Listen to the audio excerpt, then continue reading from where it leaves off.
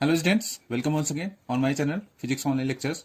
So we are just going to discuss the chemical potential, you can just say chemical potential. This is mu for Fermi-Dirac and Bose-Einstein distributions. So you know are aware of the fact that when we discuss the Fermi-Dirac gases, so for the Fermi-Dirac or the fermions, you can say that the state will be occupied by either 0 or you just say 1 fermion in a this you can just say given particle state here. So either 0 or 1 fermion can be in a given particle state. So the partition function for this, which depending on this, it can be written as summation ns number of particle exponential times of this ns, this is mu minus es upon this kt, where this ns can be 0 or 1. So we will have the value of this coming out to 1 plus this is exponential times of this mu minus epsilon s this upon this kt here. So this is nothing but you can just say we have already discussed in the grand canonical example partition function. This is the partition function for you can just say the Fermi-Dirac. This is coming out to be 1 plus exponential times of mu minus epsilon s upon kt. Similarly, you can just say hence the mean occupation number, mean occupation or average number of particles, you can just say mean occupation number.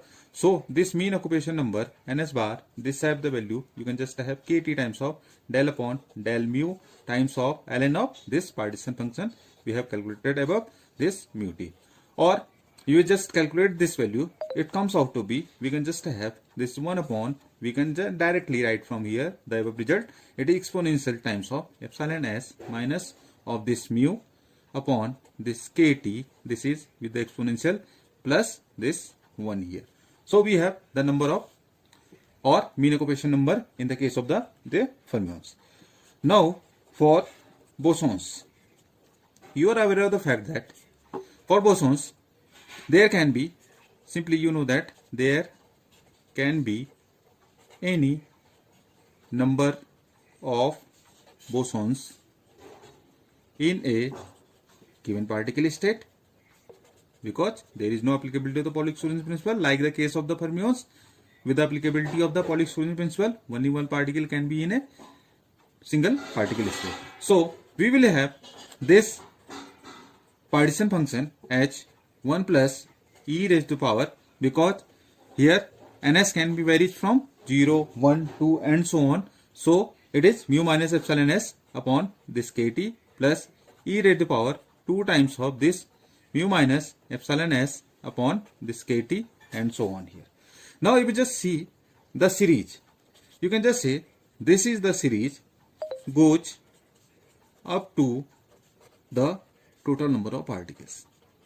This is goes to the total number of particles in the, you can just say, whole gas, which is in practice, you can just say, which is in practice is extremely large here. It is extremely large. Now on an average, you can just say, on an average, you can just say the system we are considering has a finite, you can just say, number of particles in it and has a finite energy, has a finite energy. Now therefore you can just say this is probably a forming a geometric progression, in the sense that if you just consider 1 plus x plus this x square, so what is it? Is simply a geometric progression. So you can just say the above series, as can you see that the above series forming a GP and it must converge, it must showing the convergent nature, because it is forming a GP. Since you can just say this condition must be satisfied for all values of which energy, for all, you can just say energy, yes, including, you can just say Es equals to 0. So for this, it is essential that mu have the value less than 0. So we can just simply say that, thus you can just say that in Bose-Einstein statistics, the value of this chemical potential is always negative, as you can just see from the above discussion, because mu is less than 0. So in the case of the bosons, chemical potential mu have always the negative value.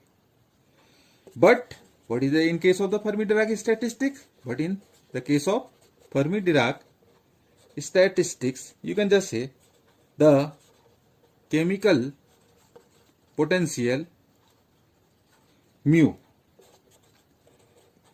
may be either, you can just say negative or positive. Maybe either negative and positive, because you can just see Zs, this mu t, this is 1 upon 1 minus, you can just see that e raised to power this mu minus epsilon s upon this kt here. Now the average number of particles in the, now you can just see the average number of particles in Sth particle state. Now it becomes this ns bar is equals to kt times of del upon del mu times of minus of this ln 1 minus e raised to power this mu minus epsilon s upon this kt. Or simply we just solve it, ns bar is equals to 1 upon this, you can just have e raised to power this epsilon s minus mu upon this kt minus of 1 here. So now you can just see that this ns bar, this is the, we have just calculated for the bosons, and it is just coming out to ns bar, this is equals to 1 upon e raised to power es minus mu upon kt minus 1. Now we have some important discussion from here. If suppose ns bar, this is very less than as compared to 1. So you can just see the numerator terms for this bosons and for, you can just see the fermions. This is for the fermions and this is for the bosons. So ns bar is very less than. So in the both of the number of particles, average number of particles in either the bosons or fermions will be, you will just say very large. So neglecting unity in the denominators of these relations, the mean occupation numbers in both the cases becomes equal. If we just neglect term unity in both of the expressions, so we have this ns bar, we can have exponential times of this mu minus epsilon s upon this kt, and you just see that both of the results, either for the bosons or the fermions, both of the result for, you can just say average number of particles is becoming now equals to, now becoming equal. So you can just say this is the result which is applicable for the Maxwell-Boltzmann statistics. This is the applicable result for the Maxwell-Boltzmann distribution. You can just see that. Now you can just say that hence for a dilute gas, whether it is a fermion and or a boson, the distributions tends to be the same, that is Maxwell-Boltzmann distributions. It must be so because when the occupancy of a system is very rare, the question whether or not there can be more than one particle, it becomes irrelevant for that case. So this is the important discussions of discussing the chemical potential for the, you can just say, Fermi-Dirac and Bose-Einstein distribution. As we have discussed, for the bosons, you have just seen that the chemical potential is always having negative value, while in the case of the Fermi-Dirac, you have seen that the chemical potential may be either negative or positive. So this is very important discussion regarding chemical potential for both of the Fermi-Dirac and Bose-Einstein distributions. And also we have important result regarding Maxwell-Boltzmann distributions. Both of the results, either for the bosons or the fermions, tends to this Maxwell-Boltzmann distribution when number of particles must be very large. In this case, we have neglected the term unity. So it leads to the Maxwell-Boltzmann distribution. So once again, thanks for watching. Subscribe the channel and keep updated for the upcoming more lectures by subscribing. Thanks.